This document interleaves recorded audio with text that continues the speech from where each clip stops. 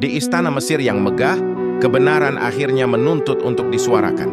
Hari itu Raja Mesir duduk di singgasananya, memerintahkan agar Yusuf, pemuda yang lama terkurung di penjara, dipanggil ke istana setelah ia berhasil menafsirkan mimpi raja dengan sempurna. Namun Yusuf tidak serta-merta keluar dari penjara. Wibo kata dengan tegas kepada utusan raja, "Kembalilah kepada tuanmu dan tanyakanlah tentang wanita-wanita yang melukai tangannya. Sesungguhnya Tuhanku maha mengetahui tipu daya mereka." Permintaan itu membuat istana gempar. Raja pun memanggil para wanita bangsawan yang dahulu hadir dalam jamuan Zulaikha.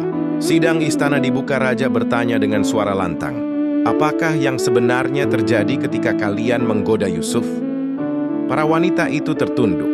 Dengan wajah pucat mereka berkata serempak, "Maha suci Allah, kami tidak mengetahui keburukan apapun darinya. Yusuf adalah orang yang suci."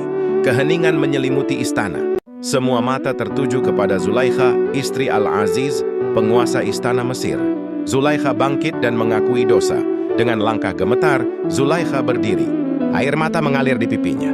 Untuk pertama kalinya, kesombongan runtuh dan kebenaran diucapkan tanpa topeng.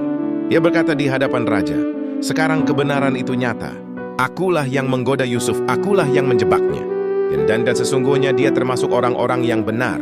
Ia menarik napas panjang dan melanjutkan, "Aku memenjarakannya bukan karena dia bersalah, tetapi untuk menutupi dosaku sendiri."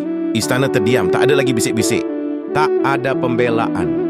Zulaikha menundukkan kepalanya dan berkata, "Aku tidak membebaskan diriku dari kesalahan.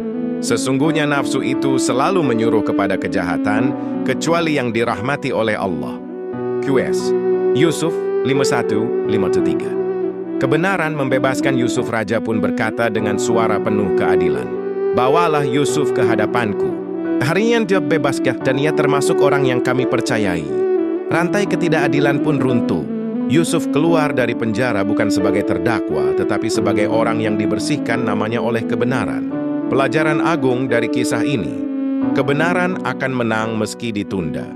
Fitnah tidak akan merusak orang yang dijaga Allah. Pengakuan dosa adalah awal keselamatan.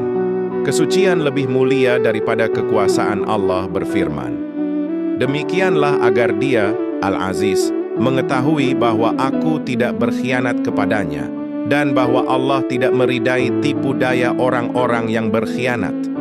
Qas Yusuf 52.